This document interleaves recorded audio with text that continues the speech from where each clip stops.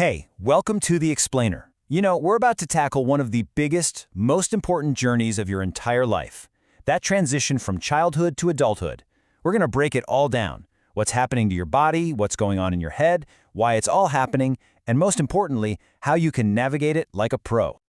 So, the big question is, are you ready for it? This whole period, what we call adolescence, it's a huge adventure.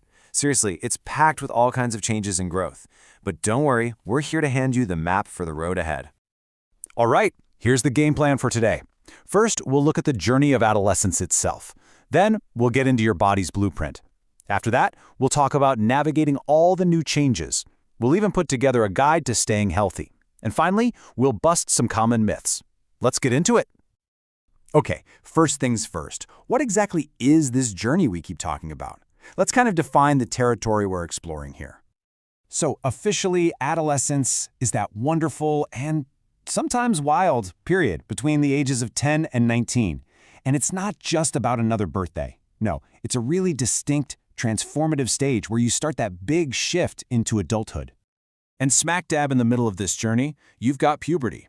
Puberty is the process that really kicks off all those changes, the physical ones, the psychological ones, and even the social ones. And here's the most important thing to remember. All of these changes are totally natural. Just being aware of them, that's your first and best step to navigating everything successfully. All right, let's zoom in a little bit and look at the biological map for this journey. Getting a handle on the blueprint of the male and female reproductive systems, well, that's really the key to understanding pretty much everything else that's going on. Let's start with the female reproductive system, its entire design. It's all centered around one really incredible purpose: the creation and nourishment of new life. Pretty amazing when you think about it. And every single part of this system has a super specific job. You've got the ovaries, which produce eggs, or ova. Then the fallopian tubes act as a pathway to the uterus, which is where an embryo is nourished and protected. And the vagina, well, it serves several key roles in different processes. It's just an incredibly efficient and powerful system. Okay, now let's look at the male reproductive system.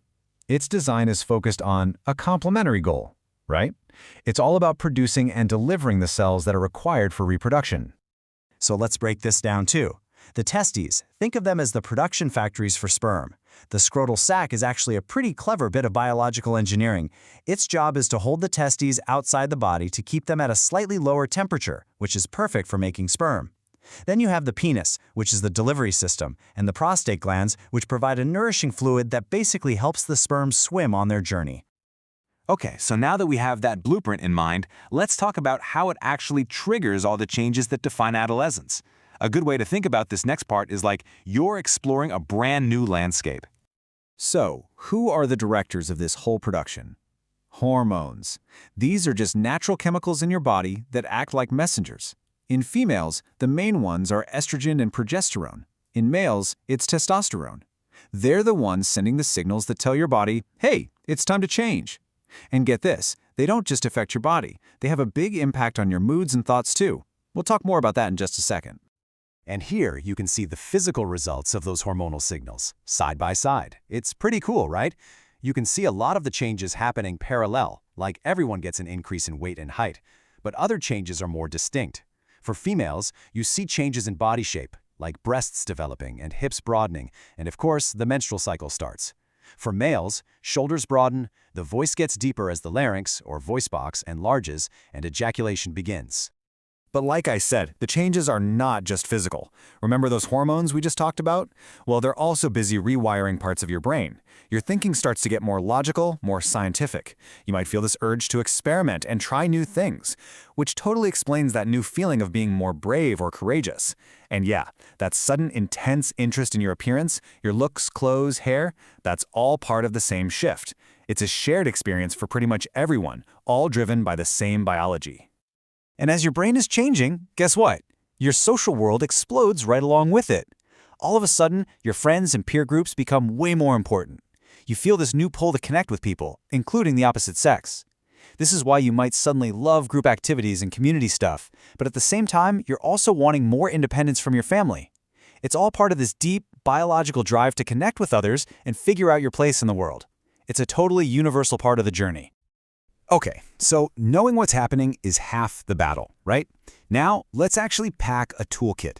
We're going to fill it with some really practical advice for staying healthy, physically, mentally, and socially for the rest of the road ahead. First up, your physical readiness toolkit. Step 1 is just getting aware, which, hey, is exactly what we're doing right now. Step 2, fuel your body. During this huge growth spurt, your body is crying out for things like iron, calcium, and protein. Step 3, stay active. Try to get at least an hour of exercise or sports in every day. And finally, step 4, practice good hygiene, especially keeping your reproductive organs clean. Super important. All right, now for your mental readiness toolkit. 1, be curious. Go out and try good new things. 2, figure out what you're good at. Identify those talents and work on them. 3, get creative. Whether it's art, music, writing, whatever, engage that side of your brain. And 4, this one's huge. Be strong. Build up your ability to resist harmful influences, things like drugs, smoking, or negative media, so you can make the choices that are truly right for you. And to round it out, your social readiness checklist. First on the list, share how you're feeling, the good stuff and the bad. Don't bottle it up.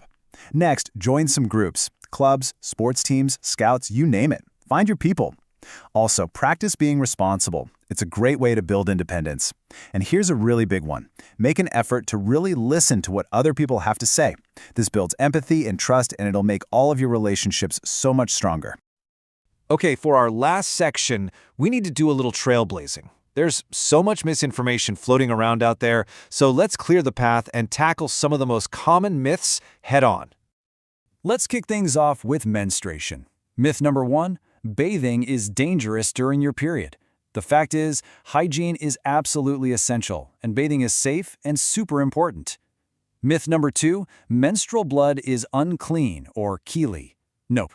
The fact is, it's just a normal mix of blood, mucus, and tissue from the uterus. And what about the myth that you have to avoid foods like fish and meat? Fact, the complete opposite is true. Your body needs that extra protein during this time. Okay, now for ejaculation. A big myth is that nocturnal ejaculation, or wet dreams, is somehow abnormal. The fact is, it's a totally natural and normal sign that puberty is happening. Another myth you might hear is that passing out semen makes the body weak. That is completely false. It's a normal biological process, plain and simple. You know, after looking at all of this, the biology, all the changes, the health tips, it really all boils down to one single, powerful idea. Reproductive health isn't just about one part of you. It's about your total well-being. Your physical, your mental, and your social health. They're all connected. So, that's been our guide to the journey of adolescence. We've laid out the map for you, we've identified the terrain, and we've packed a toolkit. Which leaves just one final question, and this one is for you. Now that you have the map, how are you going to navigate your journey?